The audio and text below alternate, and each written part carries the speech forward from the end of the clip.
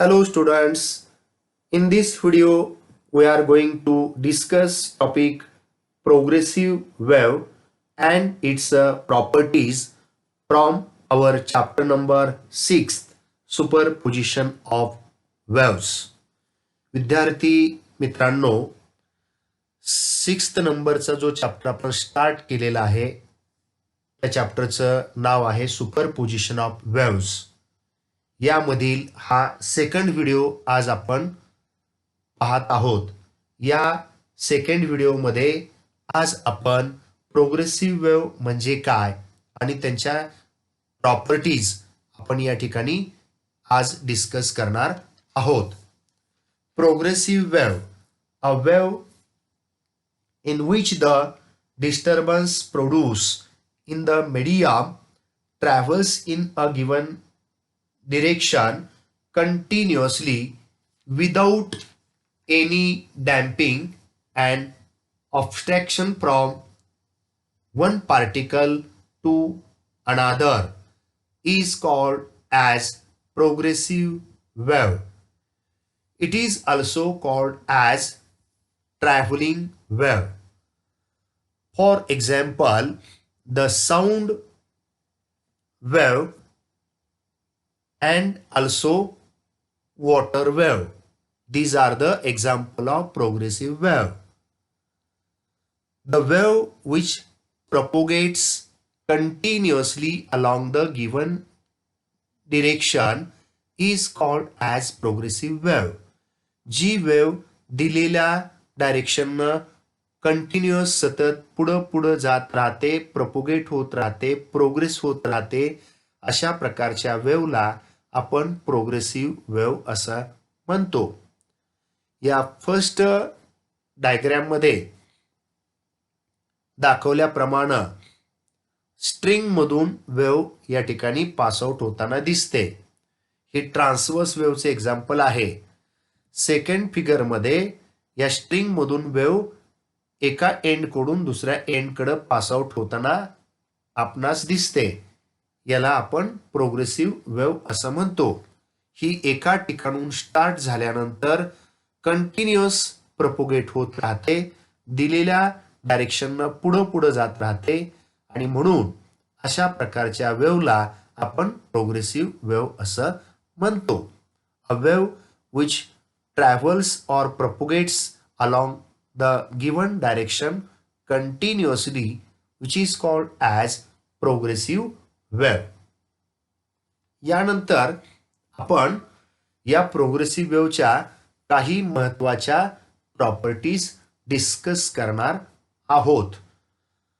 Property number 1, each particle in a medium performs the same type of vibration.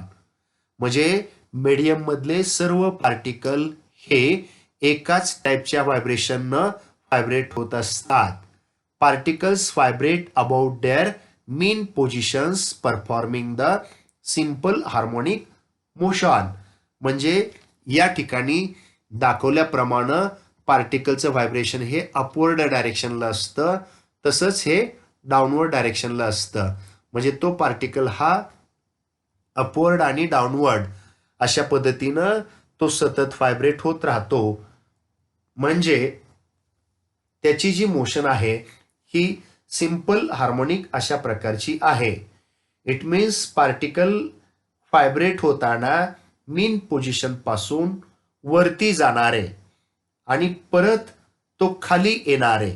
या diagram मध्ये दाखवल्याप्रमाणे तो particle वरती जातो व्हायब्रेट होत आणि परत खाली पण येतो.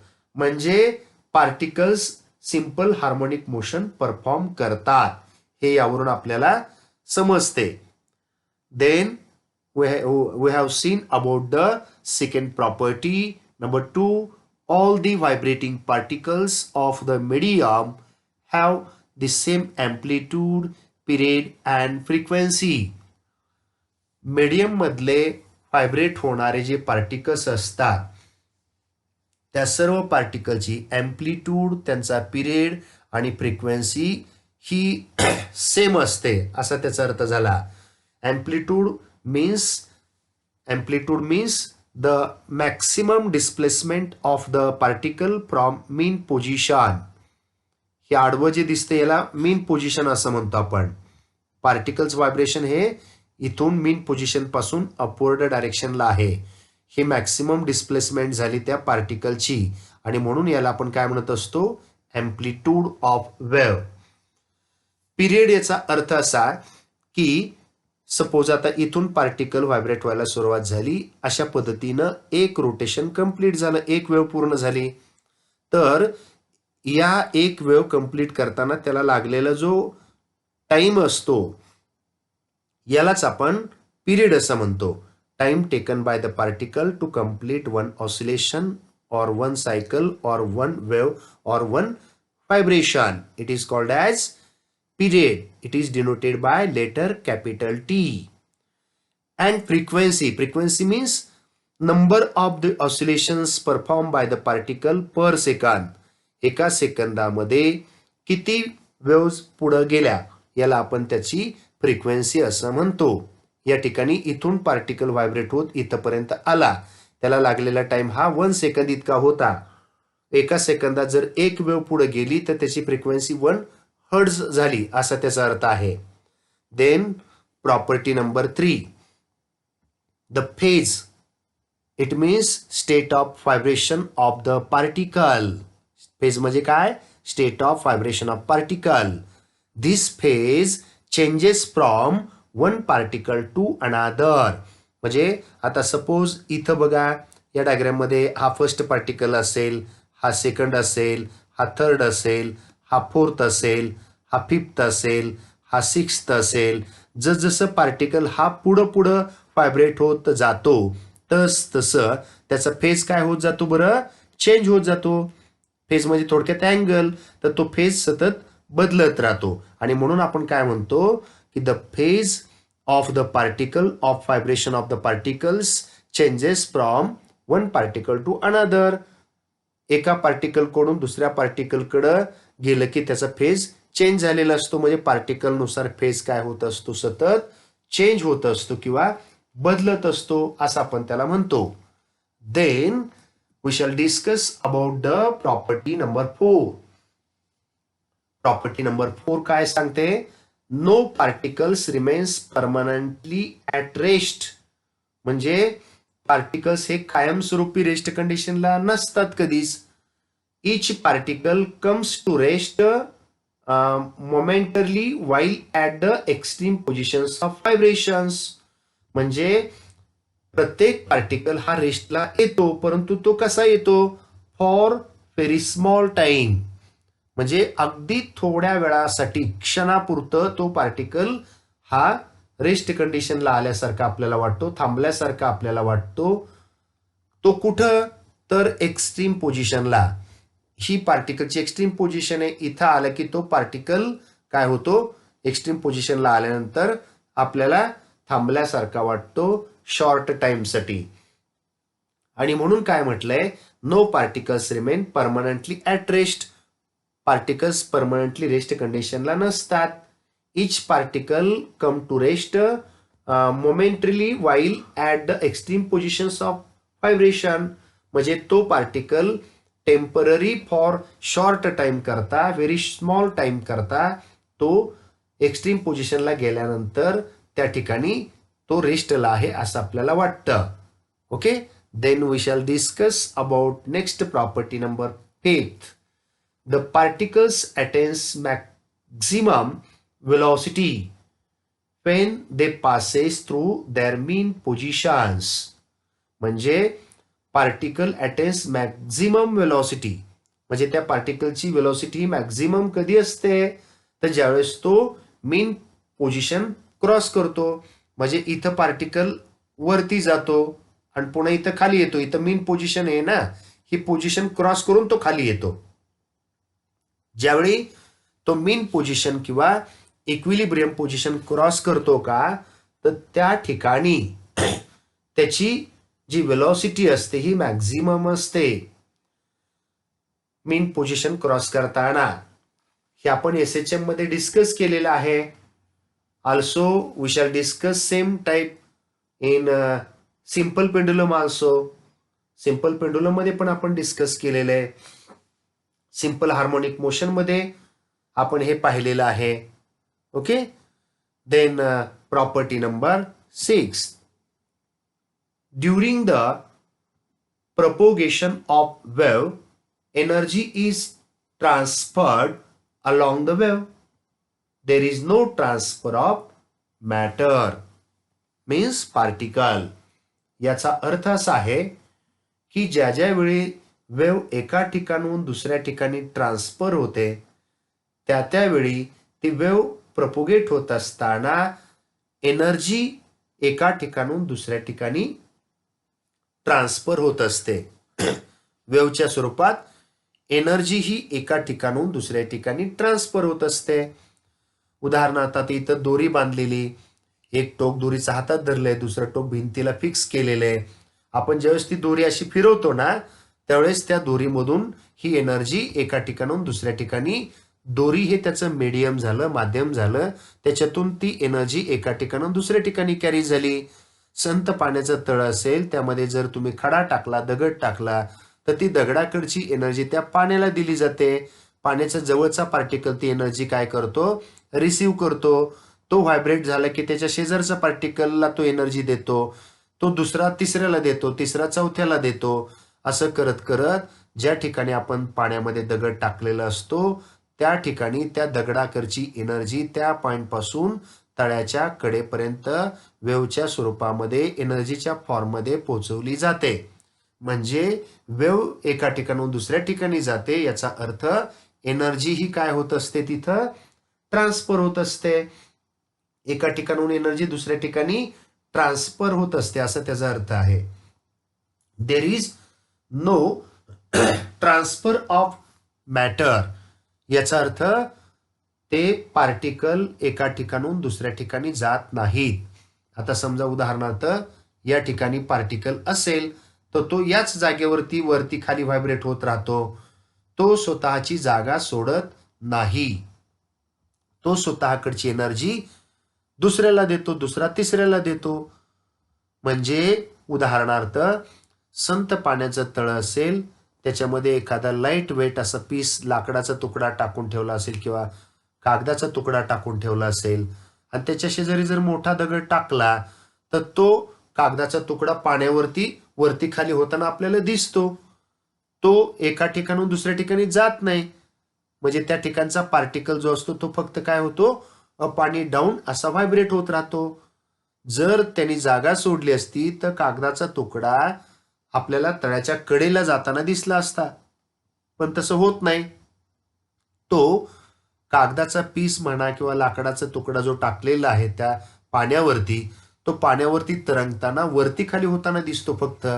म्हणजे याचा अर्थ त्याच्या खाली असणारा जो पार्टिकल आहे तो जागा सोडत नाही.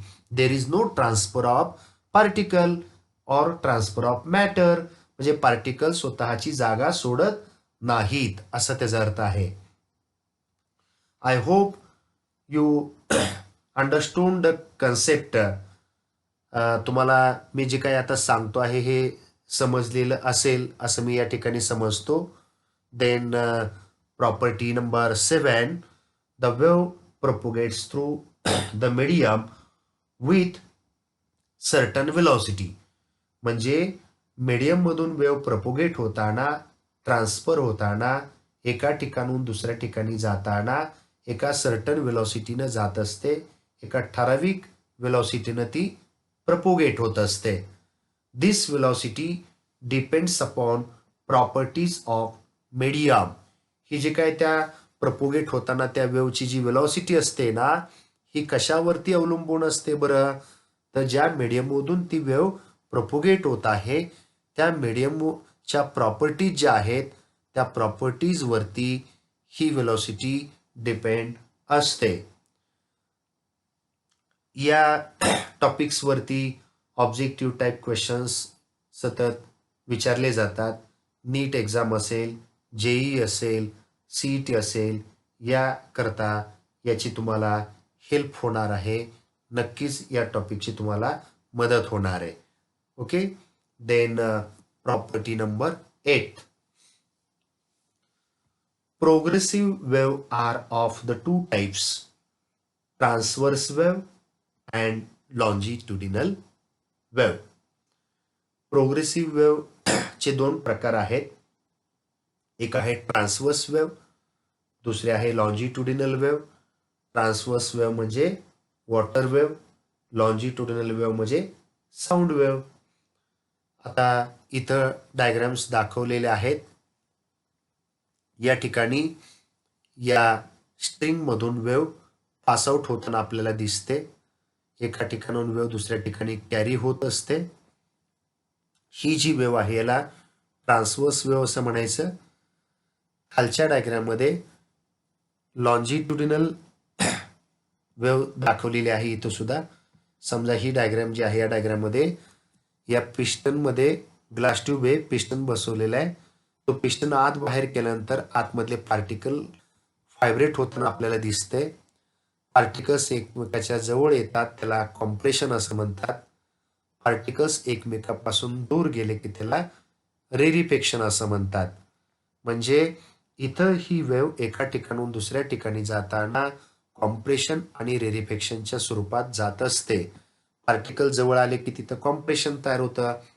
पार्टिकल दूर गेले की त्याला रेरिफेक्शन असं म्हणायचं. हे पार्टिकल सेपरेट झाले एकमेकापासून तर कॉम्प्रेशन आणि रेरिफेक्शन हे एकाडे तयार होतात. ही लॉन्जिट्युडिनल वेव्ह एका ठिकाणून दुसऱ्या ठिकाणी जात असते. In a transverse wave vibrations of particles are perpendicular to the direction of motion of the wave. म्हणजे इथं पार्टिकल व्हायब्रेट होत असताना पार्टिकलचं व्हायब्रेशन हे ग्रीन कलर मध्ये दाखवलेले अप वर्ड डायरेक्शन आणि डाऊनवर्ड डायरेक्शन. पार्टिकल असा व्हायब्रेट होतो आणि वेव्ह जी ट्रॅव्हल होते ती या डिरेक्शननं. इथं वरती ब्लॅक कलर मध्ये एरो दाखवलाय बघा. यालाच आपण direction of propagation of wave असं म्हणतो. हे कशाची डायरेक्शन आहे? Direction of vibration of particle. म्हणजे पार्टिकलची व्हायब्रेशनची डायरेक्शन ग्रीन कलरच्या एरोनं दाखवलेली ती व्हर्टिकली अपवर्ड डाऊनवर्ड आहे. आणि वेव्ह मात्र कशी ट्रॅव्हल झाली याच्यातनं हॉरिझॉन्टली. म्हणजे थोडक्यामध्ये दोघांचीही डिरेक्शन एकमेकाला परपेंडिक्युलर आहे. The direction of vibration of particle is perpendicular to the direction of propagation of the wave. Therefore, it is called as transverse wave. Okay. त्यानंतर लॉन्जिट्युडिनल वेव्ह मध्ये काय होतं बघा. In longitudinal wave the vibrations of the particles are parallel to the direction of wave motion. म्हणजे जिथं particle एकमेकाच्या जवळ येतात तिथं कॉम्प्रेशन असं आपण म्हणतो त्याला. आणि पार्टिकल एकमेकापासून दूर गेले की त्याला आपण काय म्हणत असतो? रेरिफेक्शन. हे एकाडेक तयार होत असतं. जसं क्रस्ट आणि ट्रप एकाडेक तयार होतात, अल्टरनेट प्रोड्यूस होतात, तसं कॉम्प्रेशन आणि रेरिफेक्शन हे एकाडेक येतं. एक कॉम्प्रेशन झालं की एक रेरिफेक्शन, परत कॉम्प्रेशन, परत रेरिफेक्शन, असं करत करत ही वेव्ह एका ठिकाणून दुसऱ्या ठिकाणी जाते. या डायग्राम मध्ये दाखवल्याप्रमाणे पार्टिकलचं व्हायब्रेशन हे असं हॉरिझॉन्टल आहे आणि वेव्ह ट्रॅव्हलची डायरेक्शन सुद्धा कशी आहे? डायरेक्शन ही हॉरिझॉन्टल आहे. म्हणजे दोघांच्या डिरेक्शन्स एकमेकाला कशा झाल्या बरं? पॅरलल झाल्या. आणि म्हणून आपण असं म्हणत असतो की in the longitudinal wave the direction of vibration of the particle are parallel to the direction of wave motion. या ठिकाणी ही ट्रान्सवर्स वेव्ह आहे. यामध्ये दोघांच्या डिरेक्शन्स एकमेकाला परपेंडिक्युलर आहेत. ही लॉन्जिट्युडिनल वेव्ह आहे. यामध्ये दोघांच्या डिरेक्शन्स एकमेकाला पॅरलल आहेत. ओके. थँक्यू.